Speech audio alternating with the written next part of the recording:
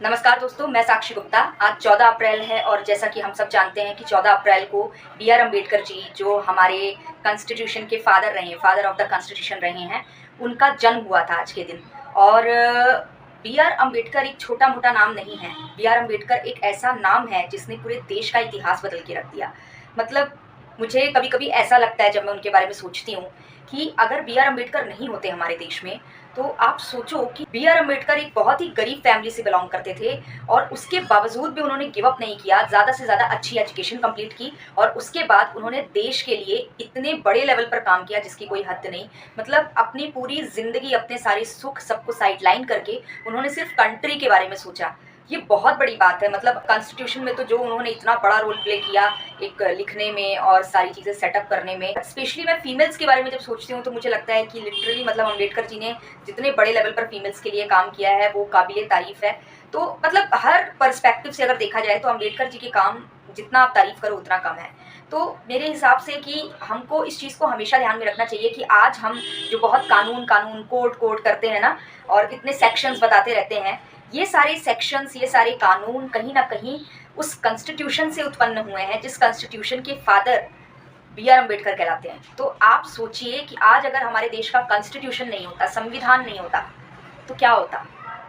आज मतलब अगर हम किसी जज को भी डरा सकते हैं, किसी वकील को भी डरा सकते हैं, तो किसके दम पे डरा सकते हैं? उस कॉन्स्टिट्यूशन के दम पे डरा सकते हैं, उस संविधान के दम पर डरा सकते हैं। जस्ट इमेजिन, अगर संविधान लिखा ही नहीं गया होता, अगर संविधान बना ही नहीं होता, अगर बी.आर. अम्बेडकर जैसे इतने बुद्धिजीवी लोग होते ही नहीं, तो आज सोचो हमारे देश का क्या होता। एक तो वैसे ही इतना भ्रष्टाचार फैल गया है और उसके बाद संविधान अगर नहीं होता तो जस्ट इमेजिन। मतलब मुझे आज ऐसा लगता है कि देश सिर्फ और सिर्फ संविधान की वजह से बचा हुआ है।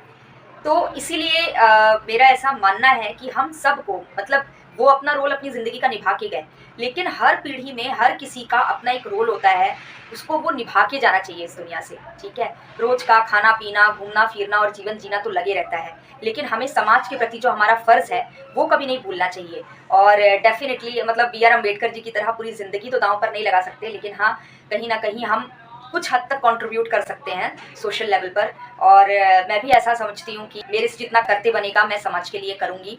और मैं आप लोगों से भी उम्मीद करती हूँ कि हम आज बी.आर. अम्बेडकर जी की जो जयंती है, उस दिन हम ये प्रण लें कि हम भी अपने देश के लिए कुछ ना कुछ स्पेशल करके जाएंगे। और किसी भी तरह का हमारे मन में अगर किसी भी तरह की खराबी है तो उसको हम आज के आज ही खत्म करेंगे और बी.आर. अम्बेडकर जी की तरह ही हम अपने जीवन में जाए समाज के वेलफेयर में काम करने की कोशिश करेंगे। मुझे लगा कि आज बी.आर. अम्बेडकर जी के उसमें मुझे कुछ कहना चाहिए, दैट्स वाई मैंने कहा।